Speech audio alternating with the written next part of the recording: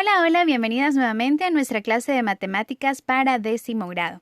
El día de hoy estaremos trabajando una nueva lección, la cual dividiremos en dos. En la primera parte estaremos trabajando sobre los elementos de un triángulo rectángulo. Si recuerdan, en la clase anterior también estuvimos trabajando con triángulos rectángulos, y es que estos triángulos en matemáticas cumplen propiedades muy importantes. Comenzaremos definiendo un triángulo rectángulo. Probablemente ustedes ya los conozcan. Un triángulo rectángulo, en palabras sencillas, es un triángulo que tiene o que posee un ángulo que mide 90 grados, o sea, un ángulo recto. Y los otros dos ángulos son agudos. ¿Qué quiere decir que son ángulos agudos? Que miden menos que 90 grados. Vamos por aquí a mostrar algunos ejemplos. Vean este triángulo. Este triángulo es un triángulo rectángulo independientemente de la posición en que se muestre. Aquí he colocado el mismo triángulo en diferentes posiciones.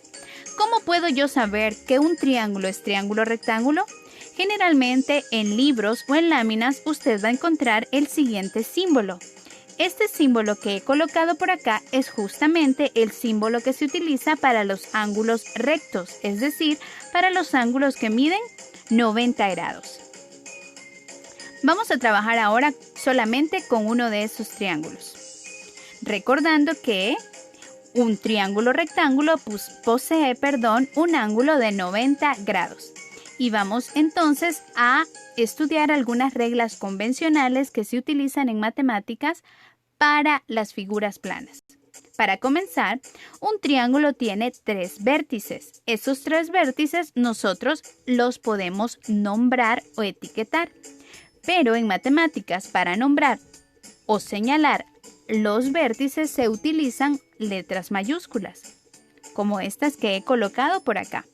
Este triángulo se llama triángulo ABC. Por otro lado, si nosotros queremos nombrar los ángulos que muestro aquí con las manitos, utilizamos el siguiente símbolo. Recordemos que estos dos ángulos que he señalado son ángulos agudos, es decir, son ángulos que miden menos que 90 grados. A esos dos ángulos que yo he señalado también nosotros los podemos representar con letras. Pero en matemáticas se suele representar los ángulos con letras griegas como las siguientes. Estas dos letras griegas son de las más utilizadas. La de arriba se llama teta y la de abajo se llama beta. Hemos aprendido entonces dos reglas convencionales. Para nombrar vértices utilizamos letras mayúsculas y para representar ángulos utilizaremos letras griegas. Ahora, los lados de un triángulo rectángulo también reciben nombres muy especiales y solo los tienen los lados de un triángulo rectángulo. Para comenzar, el lado que está enfrente del ángulo recto siempre se va a llamar hipotenusa. Repito, el lado que está enfrente del ángulo recto o del ángulo de 90 grados siempre se va a llamar hipotenusa. Pero ¿cómo se van a llamar entonces los otros dos lados del triángulo rectángulo? Recibirán el nombre de cateto y más adelante recibirán el nombre de cateto opuesto y de cateto adyacente dependiendo del ángulo agudo con el que nosotros trabajemos. Muy bien. Vamos a borrar por aquí y ahora vamos a analizar los elementos del triángulo rectángulo. Fíjense bien, voy a repetir esto porque es muy importante que lo recuerden. Pero vamos a trabajar ahora solo con uno de esos dos ángulos agudos. Vamos a trabajar con el ángulo beta, entonces vamos a borrar por aquí al ángulo teta. Repitiendo, siempre el lado que está enfrente del ángulo de 90 grados se llama hipotenusa. Muy bien. Nosotros estamos trabajando con el ángulo beta así como lo estamos señalando por acá. ¿Cómo se va a llamar el lado que está enfrente del ángulo beta? Ya no solo se va a llamar cateto, le vamos a poner un apellido. Se va a llamar cateto opuesto al ángulo beta. ¿Cómo se va a llamar entonces el otro cateto que nos queda? Ese otro cateto que nos queda también va a recibir un apellido, podríamos decirlo así. Se va a llamar cateto adyacente. Cateto adyacente al ángulo beta. Esto es si trabajamos con el ángulo beta. Si nosotros volvemos a nuestro triángulo original, ¿qué les parece ahora si solo trabajamos con el ángulo teta? Recordando que siempre el lado que está enfrente del ángulo de 90 grados se llama hipotenusa. Vamos entonces a borrar el otro ángulo, el ángulo beta. Ahora, ¿cómo se va a llamar el lado que está enfrente del ángulo teta? Ya no solo se va a llamar cateto, sino que se va a llamar cateto opuesto. ¿Y cómo se va a llamar entonces el otro cateto que nos queda? Cateto adyacente.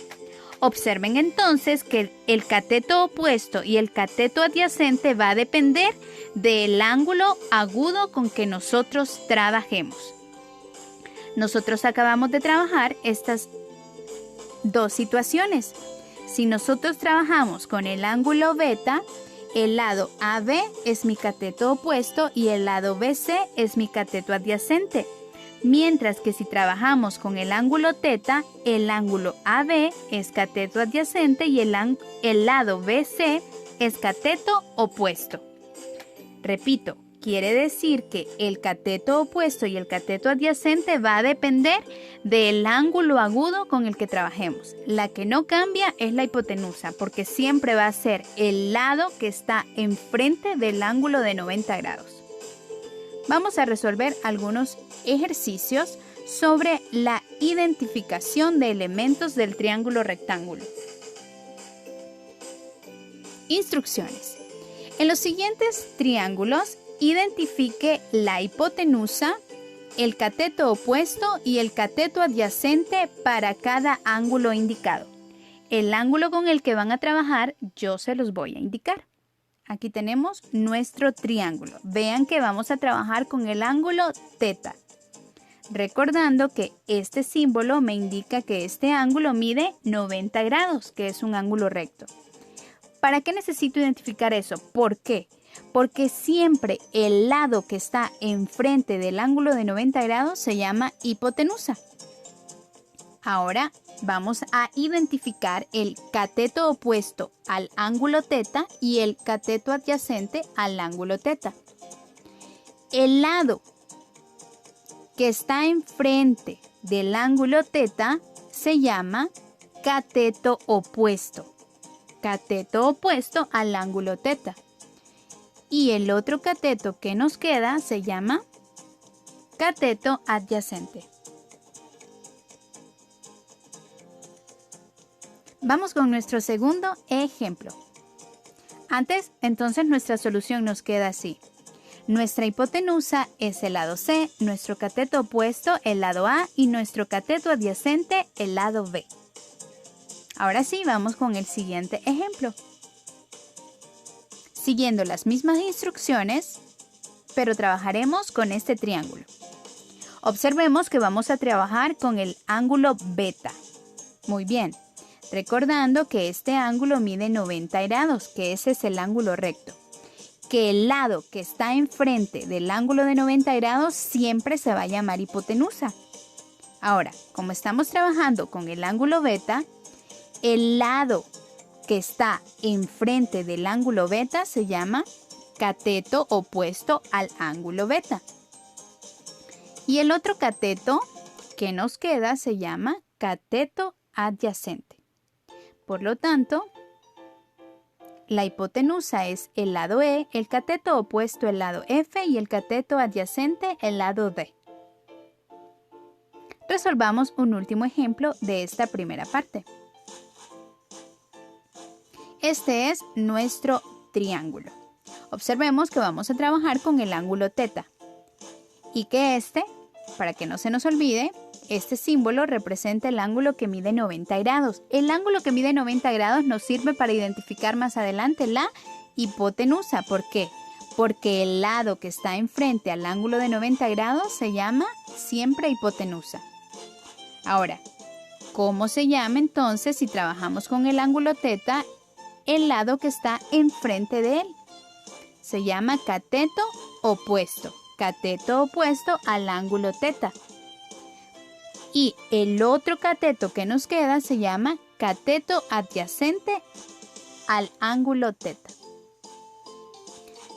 Muy bien, entonces nuestra solución queda así.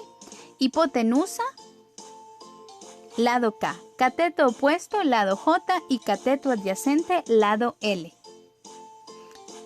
Hemos terminado nuestra primera parte. Sin antes dejarles un pequeño mensaje. Yo evito el coronavirus saludando a distancia. El saludo a distancia es una cortesía que también es bastante utilizada. Es preventivo y siempre soy amable. Continuemos con la segunda parte.